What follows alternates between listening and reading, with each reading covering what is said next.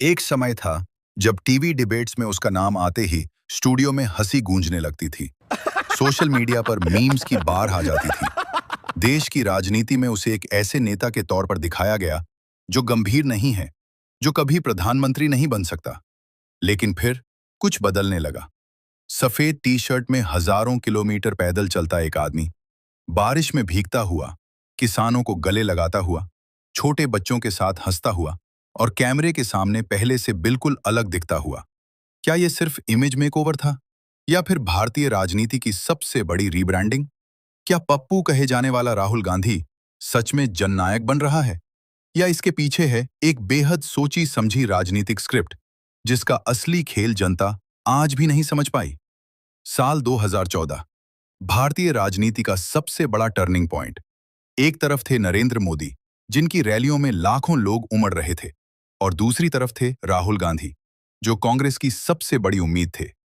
लेकिन चुनाव खत्म होते होते कहानी बदल चुकी थी। कांग्रेस सिर्फ 44 सीटों पर सिमट गई। देश भर में एक नैरेटिव फैल चुका था, राहुल गांधी राजनीति के लिए फिट नहीं है। टीवी चैनलों पर उनके भाषणों के छोटे छोटे क्लिप वायरल किए जाते। कभी उनके एक्सप्रेशन का मजाक उड़ाया जाता, कभी उनकी भाषा का, और धीरे धीरे एक शब्द पूरे देश में ट्रेंड करने लगा, पप्पू। राजनीति में इमेज सब कुछ होती है, और राहुल गांधी की इमेज लगातार टूट रही थी। कांग्रेस के अंदर भी बेचैनी थी। पुराने नेता चुप थे, कार्यकर्ता निराश थे, और बीजेपी का आईटी सेल लगातार एक ही नैरेटिव को मजबूत कर रहा था। फिर आया 2019। कांग्रेस को उम्मीद थी कि राफेल मुद्दा, बेरोजगारी, किसानों की परेशानी मोदी सरकार को कमजोर करेगी। लेकिन नतीजा फिर वही हुआ। कांग्रेस सिर्फ 52 सीटें जीत पाई, और राहुल गांधी अमेठी जैसी अपनी पारंपरिक सीट तक हार गए।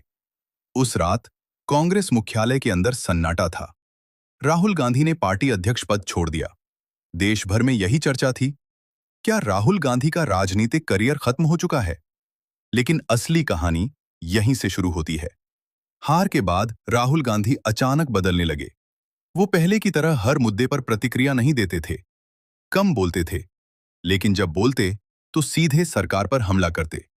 उन्होंने किसानों से मुलाकात शुरू की, स्टूडेंट्स से बात की, यूट्यूब चैनलों और स्वतंत्र पत्रकारों को इंटरव्यू देना शुरू किया।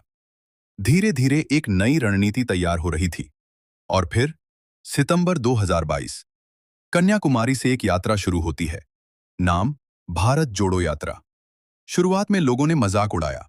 कई टीवी एंकर इसे फेल शो बता रहे थे। बीजेपी नेताओं ने कहा, इससे कुछ नहीं बदलने वाला।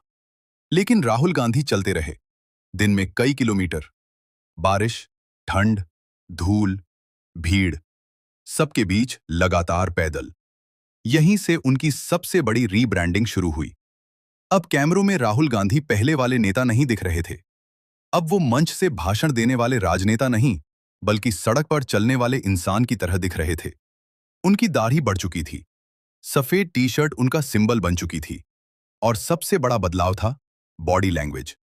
पहले जो राहुल गांधी कैमरे के सामने असहज लगते थे, अब वही लोगों से सहज होकर बात कर रहे थे। बच्चों को गोद में उठाना, महिलाओं की बातें सुनना, दलित परिवारों के घर जाना, ये सब सिर्फ राजनीतिक एक्टिविटी नहीं थी, ये एक विजुअल नैरेटिव था। एक ऐसा नैरेटिव जो कह रहा था, राहुल गांधी अब सिस्टम के खिलाफ लड़ने वाला इंसान है।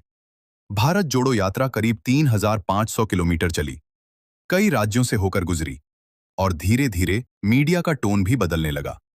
इंडियन एक्सप्रेस की एक रिपोर्ट में लिखा गया कि यात्रा ने राहुल गांधी की स्वीकार्यता बढ़ाई और पार्टी के अंदर उनका कद मजबूत किया। लेकिन सवाल अभी भी वही था, क्या यह सिर्फ इमोशनल मार्केटिंग थी?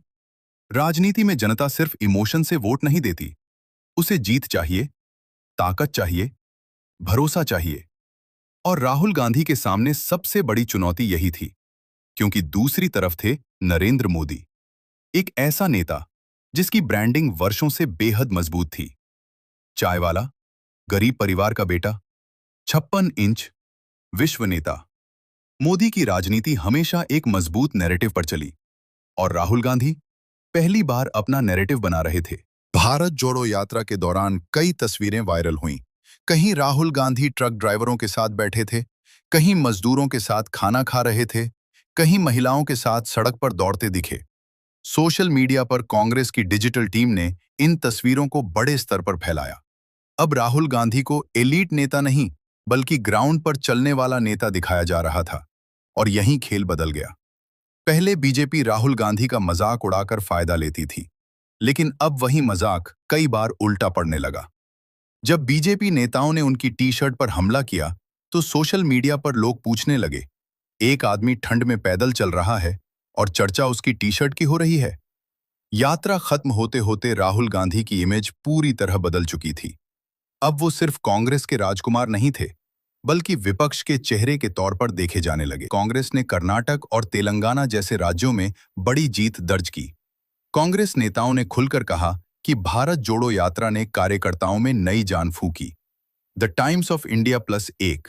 लेकिन असली टेस्ट अभी बाकी था। 2024 का लोकसभा चुनाव। बीजेपी लगातार तीसरी बार सत्ता में आने के लिए तैयार थी। एग्जिट पोल्स में एनडीए को भारी बहुमत बताया जा रहा था, लेकिन रिजल्ट आने के बाद देश चौंक गया। बीजेपी बहुमत के आंकड़े से नीचे रह गई और कांग्रेस की सीटें लगभग दोगुनी होकर 99 तक पहुंच गईं। राहुल गांधी अब लोकसभा में विपक्ष के नेता थे। यहीं से राहुल गांधी 2.0 शब्द चर्चा में आने लगा। कई राजनीतिक विश्लेषकों ने कहा, भारत जोड़ो यात्रा ने उनकी इमेज बदल दी। कुछ रिसर्च पेपर्स में भी दावा किया गया कि इस यात्रा ने युवाओं और डिजिटल ऑडियंस के बीच उनकी पकड़ मजबूत की। लेकिन राजनीति सिर्फ इमेज का खेल नहीं होती। आज भी राहुल गांधी के आलोचक कहते हैं, रीब्रांडिंग से नेता नहीं बन जाता।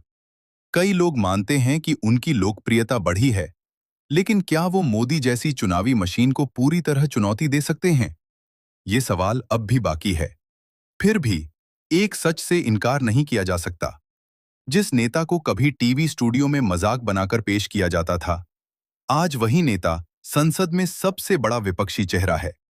जिस आदमी को पप्पू कहा गया, उसने खुद को संघर्ष करने वाले नेता की तरह रीपैकेज कर लिया। और शायद यही भारतीय राजनीति की सबसे दिलचस्प बात है। यहां चुनाव सिर्फ भाषणों से नहीं जीते जाते। यहां नैरेटिव जीतता है, इमेज जीतती है, भावनाएं जीतती हैं। राहुल गांधी की कहानी सिर्फ एक नेता की कहानी नहीं है। ये उस दौर की कहानी है जहां राजनीति अब चुनावी मैदान से ज्यादा कैमरे, सोशल मीडिया और पब्लिक इमोशन में लड़ी जाती है। और शायद इसलिए राहुल गांधी 2.0 सिर्फ एक इंसान नहीं